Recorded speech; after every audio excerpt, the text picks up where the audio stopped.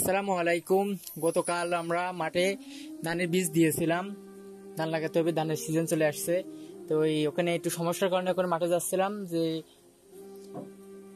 মাঠে অনেক বীজের দিয়ে ওখানে পানি জমা হয়ে গেছিল। তো ওখানে আমরা একটু কাজ করব, ওখানে একটু কাকতরা দিব, ঘাসের বীজগুলো খাই যাচ্ছে। আর এখানে এই দেখতে পাচ্ছেন আমাদের ঘাসের জমি চলে আসছি, নেপিয়ার ঘাস লাগাইছিলাম।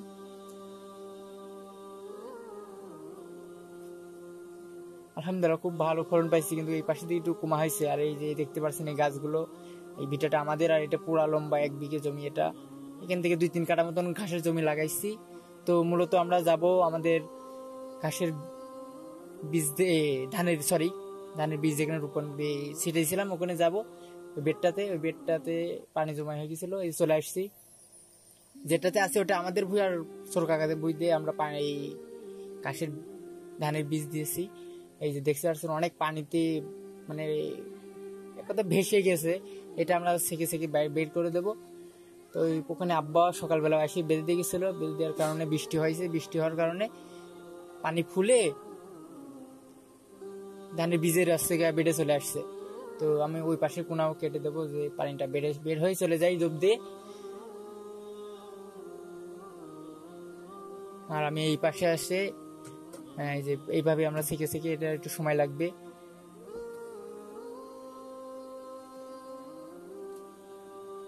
এই দেখতে পাচ্ছেন এই যে ঘাসের বীজটা একদম ডুবে গেছে, অনেক পানি জমা হয়ে গেছে অনেক।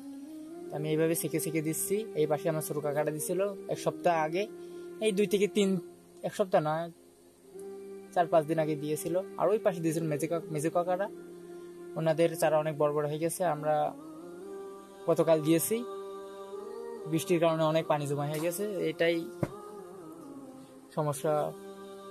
যে পানি বেঁধে থাকলে এটা একই সমস্যা, যে ঘাসের বীজটা পচে যেতে পারে, নষ্ট হয়ে যেতে পারে। এই কারণে তো প্রচন্ড মেঘ করছে, এই যখন মেঘের কারণে অনেক বৃষ্টি হওয়ার সম্ভাবনা আছে। যে এই দেখেন বলতে বৃষ্টি শুরু। আর আমি ওই পাশে এই নালের আগাই আসছে বেঁধে দেওয়ার কারণে ওখানে আমি কাটতে গেলাম, আমার ভাইয়া শিখে দিচ্ছিল। আর তো আমার মূলত অধিক কাজ শেষ। এখন আমি এই যে ঘাসের বীজগুলো, কবুতরগুলো এসে সব বীজগুলো খেয়ে যাচ্ছিল, এই কারণে একটা কাকতরা নির্মাণ করব। তো দেখতে পাচ্ছেন আমি কাকতরা তৈরি করতেছি। তো কাকতরা তৈরি করতে একটা দুর্ঘটনা ঘটে, যে দেখতে থাকেন, আপনারা দেখতে পারবেন। অনেক বৃষ্টি হচ্ছে, এই কারণে ওই দেখেন ওখানে ওই সাইডে অনেক লোকজন ছাটি নিয়ে বসে আছে, যে ধানের বীজ যেখানে দিয়েছি ওখানে পানি জমা হয়ে যেতে পারে, এখানে সেকে বের করে দেবে।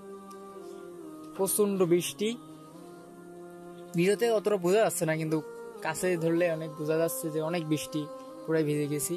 তো আমাদের প্রায় নির্মাণ শেষের দিকে কাকতরা এই জন্যই দেবো, যে কবুতরগুলো আসে ভাবতে পারে যে এখানে মানুষ আছে, এখানে যাওয়া যাবে না, এখানে থেকে উড়ে যেতে পারে, এটা সম্ভাবনা করা যায়। এই জন্য আমরা কাকতরা দিব, জমির মাঝখানে লাগাই দিয়ে যাব। তো আমাদের জন্য দোয়া করবেন। তো আপনারা জানেন গত 2 বছর যে প্রচন্ড রোদ, বৃষ্টি নাই, রোদ গরম, এজন্য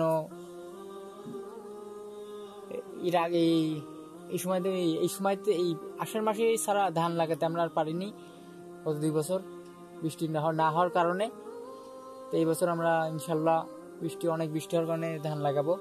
এই পেঁয়াজ ওঠার পরপরই ধান লাগাতাম, কিন্তু গত 2 বছর লাগাতে পারি না এই খরার কারণে। তো দেখতে পাচ্ছেন এই যে এটাই দুর্ঘটনা, এই লাগাইতে যায় মাথার অংশ একটু ভেঙে গেছে, অনেক কষ্টের পরে ভেঙে গেছে, অনেক কষ্টের পর হয়েছে আলহামদুলিল্লাহ মোটামুটি। তো মূলত আমাদের দিককার কাজ কাম শেষ, আমরা ব্যাগটার কাশি মাসি গুলো গুছাই নিয়ে আমাদের ঘাসের জমিতে যাব, যেখানে আপনারা দেখালাম যে আমাদের ঘাসের জমি আছে, ওখানে যাই কিছু ঘাস নিয়ে বাসায় যাব। বৃষ্টিতে ভিজে একদম পুরাই চিপচিপে ভিজা বলে, তো যাতে একটু দুষ্টামি করতেছিলাম, একটু রোনান্দার মতন সু করলাম। চলেন আমার ঘাস কেটে নিয়ে বাসার দিকে যাব। অনেক এখানে আসি একটা সমস্যা দেখলাম, যে ঘাসের ভাইরাস লাগছে, মানে পোকা ধরছে। এই যে দেখতে পাচ্ছেন এই পোকা ধরার কারণ বুঝতে পারলাম, যে খামার থেকে এই ঘাসের আজকে বীজ নিয়েছিলাম, বীজ মানে কাটিন, ওই কাটিন নিয়ে লাগাইছিলাম ওই পাশে, আর ওই পাশে পুরোনো মোতা ওরা ফেলাই দিয়েছিল, আমরা নিয়ে লাগাইছিলাম। এই কারণে পুরোনো মোতা হওয়ার কারণে আজকে ওটা নষ্ট হয়ে গেছে, ওটা গ্রোথ তোর পাচ্ছি না। আর আলহামদুলিল্লাহ যে যে কাটিন লাগাইছিলাম এই কাটিনে আলহামদুলিল্লাহ ভালো গ্রোথ পাইছি ঘাসের, দেখতে পাচ্ছেন আপনারা। তো এই ধার, এই পাতাতে মূলত অনেক ধার, যেখানে লাগছিল কেটে কেটে যাচ্ছিল। সমস্যা হচ্ছিল, সমস্যা হইতো না যদি ফুল হাতা গেঞ্জি বা জামা পরে আসতাম, তাহলে এই সমস্যাটা হইতো না। তো কি করা আছে, তো করতেই হবে আমাদের। ইনশাল্লাহ আপনারা বেশি বেশি দোয়া করবেন। দেখতে পাচ্ছেন এই সাইডটা একটু পড়ে গেছিল, মানে অনেক বৃষ্টি হওয়ার কারণে। তা আমাদের ঘাস কাটা শেষ, এখন ঘাসগুলো একসাথে করে জমা করে একসাথে গুছায়ে বাসার দিকে যাবো। তো আমার হাতে লাগছে এই পাতায় থেকে একটু ঘষণ লাগিয়ে অনেকটা কেটে গেছে, অনেক জ্বালা পোড়া করছিল। তো আমি এখানে সবগুলো একসাথে সাজায় বাইরে নিয়ে বাসার দিকে যাব। হাতে অনেক যন্ত্রণা করছিল। তো গাইজ, আপনাদের কাছে লাইক সাবস্ক্রাইব কিছুই চাই না, আপনাদের ভালো লাগলে করবেন। আর ইনশাল্লাহ এরকম ভিডিও প্রতিনিয়ত দেওয়ার চেষ্টা করব, আপনারা বেশি বেশি দোয়া করবেন।